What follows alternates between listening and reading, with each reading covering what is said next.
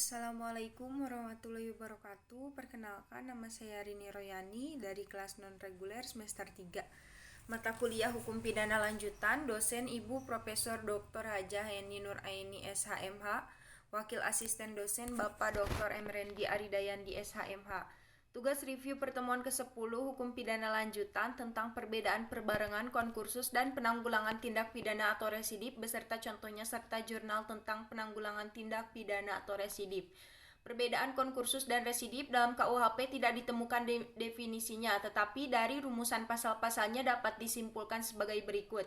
1. Seseorang dengan satu perbuatan mengakibatkan beberapa aturan pidana yang dilanggar, atau seseorang dengan beberapa perbuatan mengakibatkan beberapa aturan pidana dilanggar. 2. Di antara perbuatan-perbuatan tersebut, hakim belum pernah menjatuhkan putusan atau vonis yang telah mempunyai kekuatan hukum yang pasti dan tetap. 3. Jaksa atau penuntut umum dalam melakukan penuntutan perkara-perkara tersebut harus secara sekaligus dan bersamaan. Di antara ketiga pengertian tersebut di atas, yang paling penting adalah yang nomor 1, karena menyangkut perbuatan. Contoh konkursus, Dedi sedang ada di luar aula, sedangkan Agus berada di dalam aula. Agus masih marah dengan Dedi karena buku biologinya diambil tanpa sepengetahuan, dan Agus pun berniat melempar Dedi yang sedang ada di luar. Kalau Agus jadi melempar Dedi, akan ada aturan yang dilanggar lebih dari satu, yaitu 1. Agus merusak kaca, melanggar pasal 406 dengan ancaman hukum pidana penjaranya 2 tahun 8 bulan. 2. Agus melakukan penganiayaan, melanggar pasal 351 ayat 2 dengan ancaman hukuman pidana penjaranya 5 tahun. Pengaturan perbarengan atau gabungan tindak pidana diatur dalam buku 1 KUHP bab 6 pasal 63 sampai dengan 71. 1. Perbarengan peraturan atau konkursus idealis diatur dalam pasal 63 KUHP. 2. Perbuatan berlanjut atau forgeset handling diatur dalam pasal 64 KUHP. 3. Perbarengan perbuatan atau konkursus realis diatur dalam pasal 65 sampai dengan 71 KUHP. Konkursus idealis dan konkursus realis adalah bentuk konkursus murni, sedangkan perbuatan berlanjut atau forgeset handling adalah bentuk konkursus tidak murni. C. Sistem pemidanaan. A. Perbarengan peraturan atau konkursus idealis pasal 63 KUHP. Menurut pasal 63 KUHP ayat 1 KUHP digunakan sistem aborsi, yaitu hanya dikenakan atau dijatuhkan pidana pokok terberat. Sistem pemidanaan seperti ini dinamakan aborsi murni atau hisapan murni, yaitu pidana yang terberat menghisap pidana yang ringan. Dalam konkursus idealis, perbuatan yang dimaksud adalah perbuatan jasmani atau material handling, yaitu perbuatan yang tidak dapat dipisah-pisahkan. Dalam pasal 63 KUHP, aturan yang dilanggar harus berbeda atau lebih dari satu aturan pidana. Tetapi dalam praktek sering terjadi beberapa perbuatan yang hanya melanggar satu aturan pidana. Terhadap hal ini dipakai pendapat doktrin, yaitu konkursus idealis homogeneous. Kemudian yang kedua, perbuatan berlanjut atau forgeset handling. Menurut pasal 64 ayat 1 berlaku sistem aborsi, yaitu hanya dikenakan satu aturan pidana saja, dan jika berbeda-beda dikenakan ketentuan yang memuat ancaman hukuman pidana pokok yang terberat. Pasal 64 ayat 2 merupakan aturan khusus dalam pemalsuan dan perusakan mata uang. Pasal 64 ayat 3 merupakan ketentuan khusus dalam hal kejahatan-kejahatan ringan yang merupakan perbuatan berlanjut. Menurut MVT, syarat perbuatan berlanjut adalah ada niat yang merupakan perbuatan yang terlarang. Di antara perbuatan-perbuatan tersebut dilakukan tidak terlalu lama. Tindak pidana yang dilakukan harus sejenis. Contoh kasus dalam perbuatan berlanjut forgeset handling. A. Seorang pembantu yang mencuri uang milik majikannya yang tersimpan di lemari berupa lembaran 10.000 yang berjumlah 1 juta atau segepok. Uang tersebut tidak diambil pembantu secara sekaligus, melainkan setiap harinya hanya 2 lembar saja, dan baru 3 kali mencuri keburu ketahuan oleh majikannya. Untuk kasus ini hanya dikenakan satu pasal saja pembantu tersebut, yaitu pasal 362 KUHP. Perbarengan perbuatan atau konkursus realis diatur dalam pasal 65 sampai dengan pasal 71 KUHP. Konkursus realis berupa kejahatan yang diancam pidana pokok sejenis, yaitu terhadap kejahatan-kejahatan pasal 65 ayat, yaitu hanya dikenakan satu pidana dengan ketentuan bahwa jumlah pidana maksimum tidak boleh lebih dari maksimum pidana terberat ditambah sepertiganya. Aborsi yang dipertajam atau diperberat, contoh A. Melakukan 3 jenis kejahatan yang diancam pidana masing-masing 4 tahun, 5 tahun, dan 9 tahun. Terhadap hal ini pidananya adalah 9 tahun ditambah sepertiga dikali 9 sama dengan 12 tahun. A melakukan dua jenis kejahatan yang diancam 1 tahun dan 9 tahun. Dalam hal ini pidana yang dikenakan adalah 10 tahun dan bukan 9 tahun. Ditambah sepertiga dikali 9 sama dengan 12 tahun. Karena melebihi jumlah maksimum pidana untuk masing-masing kejahatan. Contoh, Joni melakukan pencurian dengan ancaman hukuman pidananya 5 tahun. Melanggar pasal 362 KUHP, dan Joni juga melakukan pemerkosaan melanggar pasal 285 KUHP yang ancaman hukuman pidananya 12 tahun, serta Joni membunuh si korban melanggar pasal 338 KUHP dengan ancaman hukuman pidananya 15 tahun. Terhadap perbuatannya ini Joni dijatuhi hukuman pidananya 15 tahun ditambah sepertiga dikali 15 yakni 20 tahun. Jadi Joni dijatuhi hukuman 20 tahun penjara. Contoh yang kedua, Andi seorang preman melakukan pemerasan terhadap seseorang pedagang buah di Jalan Raya Cianjur. Tiap pedagang dipalak Andi. Andi terkena pasal 368 ayat 1 KUHP, pemerasan dan pengancaman dengan ancaman hukumannya adalah 9 tahun. Serta Andi juga melakukan pemukulan terhadap pedagang buah itu hingga luka-luka, dan Andi juga terancam pidana KUHP pasal 360 ayat 1 dengan ancaman pidana kurungan 1 tahun. Dalam hal ini pidana yang dikenakan adalah 10 tahun dan bukan 9 tahun, ditambah sepertiga dikali 9 sama dengan 12 tahun. Karena melebihi jumlah maksimum pidana untuk masing-masing kejahatan, jadi Andi dijatuhi hukuman 10 tahun penjara. Konkursus realis yang berupa kejahatan yang diancam pidana pokok tidak sejenis, yaitu berupa kejahatan dan pelanggaran. Menurut pasal 66 KUHP, untuk semua jenis ancaman pidana, tiap-tiap kejahatan dijatuhkan tetapi jumlahnya tidak boleh melebihi maksimum pidana terberat ditambah sepertiganya. Sistem ini disebut kumulasi yang diperlunak. Contoh, A melakukan dua perbuatan yaitu melanggar pelanggaran dan kejahatan. Yang masing-masing dipidana 9 bulan kurungan dan 2 tahun penjara. Dalam hal ini, semua jenis pidana, kurungan dan penjara harus dijatuhkan. Adapun maksimumnya adalah 2 tahun ditambah sepertiga dikali 2 tahun, yaitu 2 tahun 8 bulan sama dengan 32 bulan. Jadi pidana yang dijatuhkan adalah bukan jumlah keseluruhan 9 bulan ditambah 2 tahun, 2 tahun 9 bulan sama dengan 33 bulan. Contoh, Andi melanggar perbuatan pelanggaran dan kejahatan. Dia melanggar pelanggaran pasal 506 dengan pidana kurungan 12 bulan. Dan pasal 228 dengan penjara 2 tahun penjara, maka semua jenis pidana harus dijatuhkan kurungan dan penjara. Adapun maksimumnya adalah 2 tahun, ditambah sepertiga dikali 2 tahun sama dengan 2 tahun 6 bulan, 32 bulan. Jadi pidana yang dijatuhkan adalah bukan jumlah keseluruhan 12 bulan ditambah 2 bulan sama dengan 2 tahun 12 bulan sama dengan 36 bulan. Konkursus realis atau pelanggaran diatur dalam pasal 70 KUHP dengan sistem pemidanaan disebut kumulasi pidana dan sejenis, yaitu tiap-tiap pidana dijumlahkan. Contoh, A melakukan 2 pelanggaran yang masing-masing diancam pidana kurungan 6 bulan dan 9 bulan, maka seharusnya maksimum pidananya adalah 6 ditambah 9 sama dengan 15 bulan. Tetapi menurut pasal 70 ayat 2 KUHP, sistem kumulasi itu dibatasi sampai maksimum 1 tahun 4 bulan kurungan. Jadi apabila A melakukan 2 pelanggaran yang masing-masing diancam kurungan 9 bulan, maka untuk A dijatuhkan pidana 18 kurungan. Hal ini bertentangan dengan pasal 70 ayat 2 KUHP, yaitu pidana maksimum yang harus dijatuhkan bukan 18 bulan tetapi 16 bulan. Contoh, Debbie melakukan 2 pelanggaran, yaitu melanggar pasal 505 ayat 2 dengan pidana kurungan 6 bulan dan pasal 506 dengan pidana kurungan 12 bulan, maka untuk Dedi dijatuhkan pidana kurungan 18 bulan. Tetapi hal ini bertentangan dengan pasal 70 ayat 2 KUHP, yaitu pidana maksimum bukan 18 bulan tetapi 16 bulan, 1 tahun 4 bulan.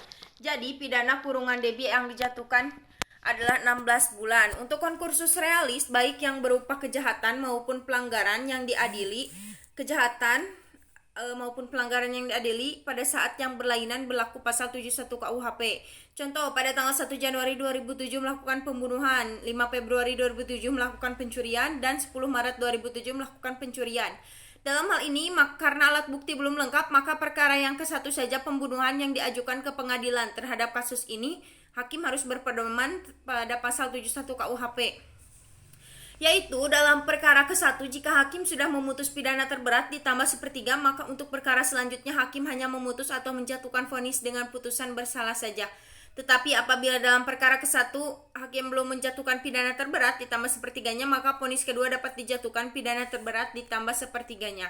Pasal 71 KUHP berhubungan dengan pengertian perbarengan, yaitu rumusan ketiga. Oleh karena itu, jaksa atau penuntut umum harus melakukan penuntutan secara bersamaan dan sekaligus, tetapi dalam praktek jaksa tidak terlalu harus secara sekaligus dikarenakan alat bukti yang kurang lengkap. Atas dasar itu, maka konkursus berbicara tentang pemidanaan dalam tindak pidana stelsel atau sistem pemidanaan yang meringankan, namun menurut sistematika KUHP memberatkan. Rumusnya untuk konkursus adalah delik-delik vonis, pengulangan tindak pidana atau residip. Residip adalah seseorang yang melakukan tindak pidana dan telah dijatuhi hukuman pidana dengan satu putusan atau vonis dari hakim yang telah mempunyai kekuatan hukum tetap atau ingkrah, kemudian melakukan lagi suatu tindak pidana. Istilah residipis diartikan sebagai orang yang pernah dihukum mengulangi tindak kejahatan yang berupa atau serupa atau biasa disebut penjahat kambuhan. Jadi hampir sama dengan konkursus realis, yaitu melakukan lebih dari satu tindak pidana. Pembagian pengulangan atau residip umum, yaitu semua pengulangan terhadap jenis tindakan pidana apapun yang dilakukan dalam waktu kapan saja. Pengulangan merupakan alasan pemberatan. Jadi tidak disyaratkan jenis tindak pidana yang dilakukan maupun tenggang waktu pengulangan. Dengan demikian tidak dikenal daluarsa atau residip, atau pengulangan jenis umum ini tidak dikenal dalam KUHP. Dua residip khusus, yaitu tidak semua jenis pengulangan merupakan alasan pemberatan. Pemberatan pidana hanya dikenakan terhadap pengulangan yang dilakukan terhadap jenis tindak pidana tertentu dan dilakukan dalam tenggang waktu tertentu. Jenis residip inilah yang dikenal KUHP. Residip untuk tindak pidana dapat berlaku untuk kejahatan maupun untuk pelanggaran, yaitu residip kejahatan. Dengan dianutnya residip khusus, maka residip kejahatan menurut KUHP adalah kejahatan-kejahatan tertentu yang dibedakan dalam residip kejahatan-kejahatan tertentu sejenis, diatur dalam tersebar dalam buku 2 KUHP, yaitu pasal 137 ayat 2, 144 ayat 2, 155 ayat 2, 157, 161, 163, 208, 216, 303, 321 dan 393, semuanya ayat kedua. Dalam residip kejahatan sejenis hanya ada 11 jenis kejahatan yang merupakan alasan pemberatan pidana. Syarat-syarat residip: 1. Kejahatan yang diulang harus sama atau sejenis dengan kejahatan terdahulu. Antara kejahatan yang terdahulu dan kejahatan yang diulang harus sudah ada putusan hakim yang berupa pemidanaan yang mempunyai kekuatan hukum yang pasti dan tetap. 3. Pelaku kejahatan dalam menjalankan kejahatan harus merupakan pencaharian khusus. Untuk pasal 22, 16, 303 dan 393 syarat itu tidak ada. 4. Pengulangannya dilakukan dalam waktu tenggang tertentu yang disebutkan untuk pasal-pasal: A. 2 tahun sejak adanya keputusan hakim yang pasti atau tetap. Pasal 137, 144, 208, 216, 303 dan 321 KUHP. B. 5 tahun sejak adanya keputusan hakim yang pasti atau tetap. Pasal 155, 157, 161, 163 dan 393 KUHP. Tidak mungkin ada residip apabila keputusan hakim tidak berupa pemidanaan, melainkan prispek, pembebasan dari segala tuntutan dan pelepasan dari segala tuntutan. Keputusan atau vonis hakim masih dapat berubah dengan adanya upaya-upaya hukum yang berlaku, banding dan kasasi. Keputusan hakim yang berupa penetapan base hiking, misalnya keputusan yang menyatakan tidak berwenangnya hakim untuk memeriksa perkara tersebut. Keputusan tentang tidak diterimanya tuntutan jaksa karena terdakwa tidak melakukan kesalahan. Tidak diterimanya perkara karena penuntutannya sudah daluarsa. 2. Residip pelanggaran diatur dalam buku 3 KUHP, yaitu ada 14 jenis pelanggaran yang merupakan alasan pemberatan. Pasal 489, 492, 459, 501, 512, 516, 517, 530, 536, 540, 541, 544, 545 dan 549. Syarat-syarat residip pelanggaran: pelanggaran yang dilakukan harus sama sejenis dengan pelanggaran terdahulu. 2. Harus ada putusan hakim yang berupa pemidanaan yang telah mempunyai kekuatan hukum tetap untuk pelanggaran yang terdahulu. 3. Tenggang waktu pengulangannya belum lewat 1 atau 2 tahun sejak adanya keputusan pemidanaan yang telah mempunyai kekuatan hukum yang tetap, yaitu A. Belum lewat 1 tahun untuk pelanggaran-pelanggaran pasal 489, 492, 495, 536, 540, 541, 544, 545 dan 549 KUHP. Berdasarkan uraian tersebut, maka pemberatan untuk pelanggaran A. Pidana denda diganti atau ditingkatkan menjadi pidana kurungan. B. Pidana atau denda atau kurungan dilipatkan jadi 2 kali. D. Residip di luar KUHP. Residip kejahatan terdapat dalam beberapa tindak pidana khusus, yaitu narkoba dan lain-lain. Untuk pengulangannya, yaitu umumnya mendapat pemberatan apabila sanksi pidananya berupa pidana penjara, maka pemberatannya ditambah sepertiganya. B. Untuk sanksi pidana yang berupa denda, maka pemberatannya dikali 2. Residip pelanggaran di luar KUHP terdapat dalam Undang-Undang Nomor 14 Tahun 1992 dan lain-lain, dengan ketentuan pemberatannya yaitu tenggang waktu pengulangan beragam, yaitu ada yang 1 tahun dan ada yang 2 tahun. Untuk pemberatannya ada yang diubah separuh sepertiga dan ada yang dilipat gandakan menjadi 2. Rumusnya untuk residip, delik ponis ditambah delik lagi. Perbedaan konkursus dan residip: dalam residip telah ada putusan atau ponis hakim yang mempunyai kekuatan hukum yang tetap yang berupa pemidanaan terhadap tindak pidana sebelumnya, sedangkan dalam konkursus belum ada putusan atau ponis dari hakim. Residip adalah alasan untuk pemberatan pidana. Contoh residip: 3 tahun berturut-turut Dedi Wiranata 24 masuk penjara dengan berbeda, yakni 2 kasus pencurian dan 1 kasus pengeroyokan. Hari ini Dedi kembali ditangkap atas kasus pencurian. Pemuda asal Palembang, Sumatera Selatan itu mencuri telepon seluler dan uang sebesar Rp4.660.000 dari rumah seorang warga Pulau Merak, Cilegon, Mahyudin pada November 2017 lalu. Ia melakukan aksi pencurian seminggu setelah keluar dari penjara. Hasil curiannya itu, menurut keterangan, Dedi digunakan untuk membeli minuman keras serta mabuk-mabukan. Dedi sudah 3 kali keluar masuk penjara. Pertama pada 2015 atas kasus pencurian dengan masa hukuman 1 tahun 6 bulan penjara. Pada 2016 ia kembali mendekam di penjara selama 1 tahun dengan tuduhan mengeroyok supir di Terminal Merak. Tahun berikutnya, yakni 2017, ia ditangkap dan dipenjara selama 10 bulan dengan kasus pencurian. Rabu, tanggal 2 bulan 2 2018 dini hari tadi, Dedi kembali ditangkap polisi atas kasus pencurian. Polisi bahkan sudah memburu Dedi 3 bulan belakangan lantaran diduga mencuri telepon seluler dan uang tunai.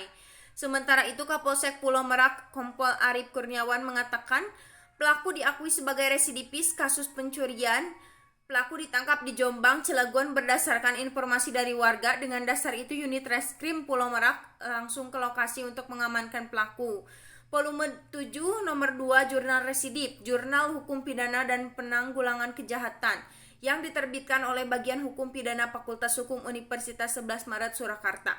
Jurnal Residip, Jurnal Hukum Pidana dan Penanggulangan Kejahatan, Bagian Hukum Pidana Fakultas Hukum Universitas 11 Maret merupakan jurnal yang dibentuk sebagai sarana publikasi hasil karya ilmiah dalam bidang hukum pidana dan penanggulangan kejahatan. Jurnal Residip diharapkan menambah literatur kajian hukum pidana dan penanggulangan kejahatan, baik melalui kajian atas perkembangan tindak pidana maupun kajian atas teori dalam hukum pidana. Dalam volume 7 nomor 2 ini, tulisan yang disajikan adalah analisis dasar pertimbangan hakim dalam menjatuhkan putusan bebas tindak pidana korupsi, dana tunjangan penghasilan aparat pemerintah desa Kabupaten Tapanuli Selatan, Danu Surya Sutra Rehnamlemkan Ginting, keringanan penjatuhan pidana sebagai bentuk penghargaan untuk saksi pelaku, Justice Collaborators, studi putusan Pengadilan Tindak Pidana Korupsi pada Pengadilan Negeri Jakarta Pusat nomor 127 Pidana Khusus TPK 2015 PN Jakarta Pusat, Reja Fitra Ardian Winarmo, penerapan Peraturan Menteri Hukum dan Hak Asasi Manusia nomor 11 tahun 2007 tentang Grand Penanganan Overwooded di Rumah Tahanan Negara Kelas 1 Surakarta, pertanggungjawaban penderita gangguan bipolar, studi putusan Pengadilan Negeri Malang. Kemudian, pertanggungjawaban tindak pidana dan pelanggaran kode etik atas publikasi identitas anak yang berhadapan dengan hukum dalam pemberitaan di media massa, disparitas pidana dalam tindak pidana pencurian dengan kekerasan di Pengadilan Negeri Sleman, Widiani Ratnapuri, Budi Setianto, penjatuhan pidana di bawah pidana minimum khusus terhadap Justice Kolaborator tindak pidana korupsi, studi putusan nomor 151 pidana khusus TPK 2015 PN Jakarta Pusat, Dian Widya Astuti Ismunarno, Faktor-faktor yang mempengaruhi penegakan hukum terhadap peredaran magic mushroom atau jamur letong di wilayah hukum Kepolisian Daerah Istimewa Yogyakarta. Nidia Viva Pramuda Wardani Widodo Tresno Novianto. Implementasi penilaian resiko dan penilaian kebutuhan narapidana berdasarkan Peraturan Menteri Hukum dan Hak Asasi Manusia Republik Indonesia Nomor 12 Tahun 2013 tentang asesmen resiko dan asesmen kebutuhan bagi narapidana dan klien pemasyarakatan studi di Lembaga Pemasyarakatan Kelas 2A Wirogunan, Yogyakarta. Astrika Puspita Rani Sabar Slamet tindak pidana pentransmisian informasi elektronik yang bermuatan melanggar kesusilaan dalam aplikasi Bigo Live. Ajijah Imartunisa Supanto. Pertanggungjawaban pidana pengedar SIU di Kabupaten Sukoharjo ditinjau dari Putusan Pengadilan Negeri Sukoharjo Nomor 7 Pidana Khusus 2017.